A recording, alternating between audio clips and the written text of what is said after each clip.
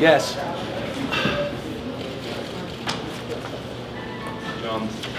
John, there at the end, you ran with 5 freshmen once Antonio went out, and just they went on that run. Just talk about how those 5 played together and finished out that game for you and their growth. All right, so I had a really good friend of mine who is, I could call him a business genius, and said, you don't need to explain yourself. You are da-da-da, what you've done, and no, you don't need. But in this case, I'll explain myself, okay? I told the team, I only subbed Antonio for one reason. He hadn't been subbed yet. We had 7:50 to go. Give him a minute or two, and then I'll put him back in. Trey and Adu were playing okay, but I wanted to get Justin at 4. So I just looked, I said, Justin, you go to 4, and all of a sudden the game changes. So now I'm not going to sub. And we did have 5 freshmen in, and came back and did pretty good. People our age, a team like this, the way the season has gone, it's either going to make us feel young or it's going to age us rapidly. Which one's it doing? I think they're aging rapidly. Oh, you're talking about me. So the only thing I can tell you, folks, that I can't, when you're dealing with young people, people's children, you can't worry how you feel. You can't. If I did, I'd be under the covers some.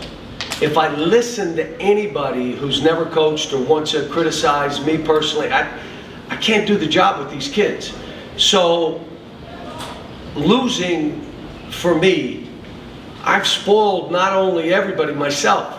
Like you're supposed to win every game. What? No one wins every game. So losing stinks, probably even more so now than it did 10 years ago. But the winning still is unbelievable. And then the biggest thing for me, what about what Justin Edwards did today? Now think about it. I looked at him and I said, are you okay to go? Yeah, I'm good. He showed unbelievable confidence in himself. And it didn't come from me. The kid lives in the gym. That pull-up, that 3, I mean, that was the game. And I hadn't played him for a lot of minutes. Robert Dillingham, had to take him out. He held the ball, took some crazy shots. He comes back and plays the right way and finishes off the game. And I put him on number 0. I said, no, Robert's going to guard him. You put him on number 0, kind of slowed him down. He still got some buckets, but they weren't the same way. And he stole a ball, and so that's the kind of Z. You guys have to understand now. Z hadn't played basketball for 6 months. It took him 2 months to get admitted. It took him another 2 months for them to say he should be playing. He should have been playing from the beginning of the year. Now all of a sudden he hadn't played 6 months. You know who reminded me of that? Reed, coach now. Z is really good. You have to understand, he hadn't played for 6 months. Reed reminded me. And I said, I know that. What do you think? I'm not watching? But, you know, the stuff he's doing.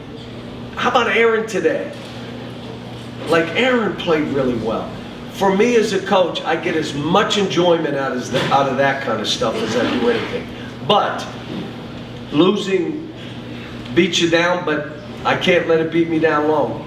Ellen will tell you, when I come home the next morning, by the afternoon, I'm good. And I'll be honest, if I would just get up early, go to the office, watch the tape, and get started, I'd be fine. But I like to be in misery for at least 5 hours, and I'm in misery. And then I get over it, and, you know, individual meetings or whatever. So, yes. John, we know defense has been a problem this year. It was a problem for 33 minutes, and then they finally, in clutch moments, got those late game stops, got those steals. Was that finally what you've been asking in the clutch moments? I told Jay Wright after the game, at one point I was saying, let him score so we can get it back. No, I wasn't saying that, but it's what it looked like. Like it was like, let him score fast. But, you know, they came in with a great game plan. I knew Muss would have him ready. I was really worried about this game. I had him stay at the hotel last night. I haven't done that for a year. We came here and stayed in the hotel, had a meal. You know what we did this morning? We shot around at a 1:30 game. I don't ever do that. Breakfast here, then let's play this game. Why? Because I knew this was going to be this way. I knew it.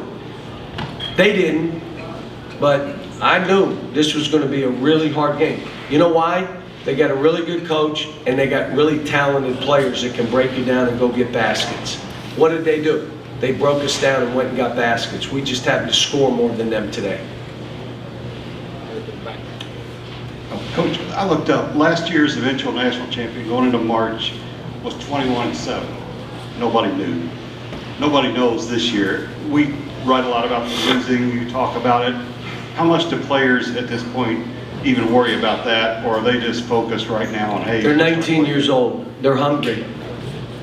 They're 19. But you know what? They know what's going on around them. You know, we were a couple bounces of the ball away from being 1, 2, 3, 4. Couple bounces, a free throw, fumbling the ball. You know, the shot thrown in at the last half second. I mean, but you know what? Like I told them even this game before, this is going to be an experience that helps us grow. And it ain't going to be easy.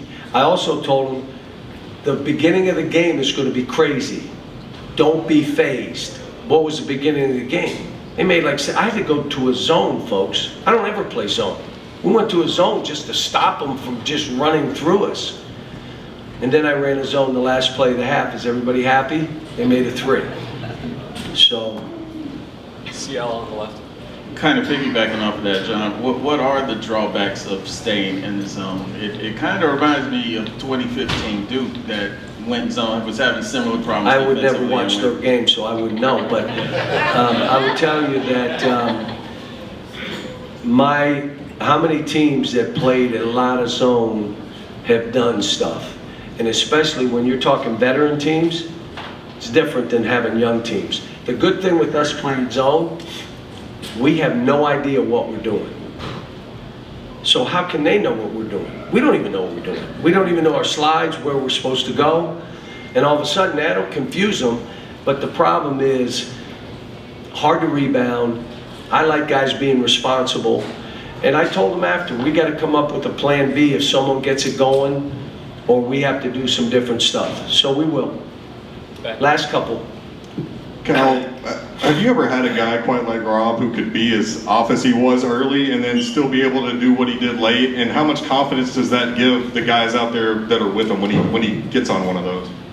Well, they'll just throw him the ball and they celebrate him. But I told him for the rest of their basketball lives, what they seem to have learned, DJ, Robert, Aaron, I can go on and on, guys within this team that had played a bad half knew they weren't going to play that way the second half.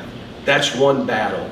The second battle becomes you have to have so much supreme confidence that no one can take it away. Not me, not a player on the other team, not an official, no one takes it away. And the only way you get that way is to live in the gym.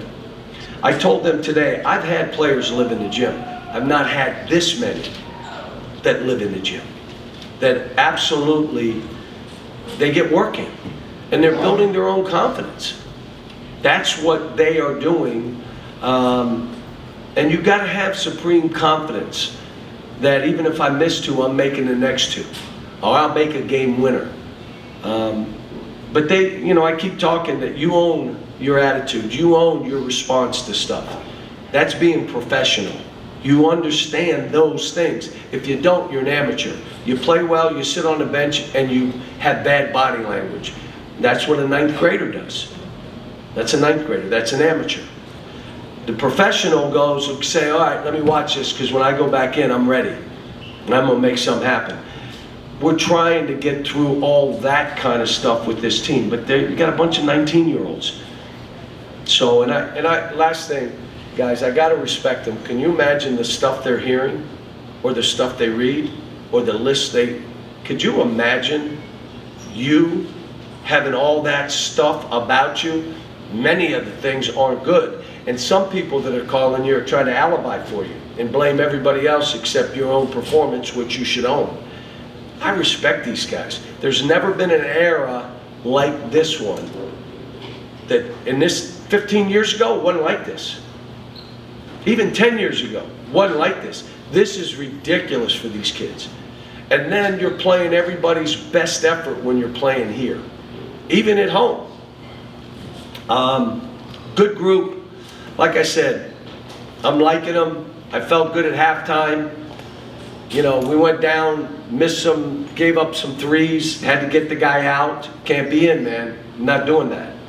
And so then from there, we, you know, just hang around.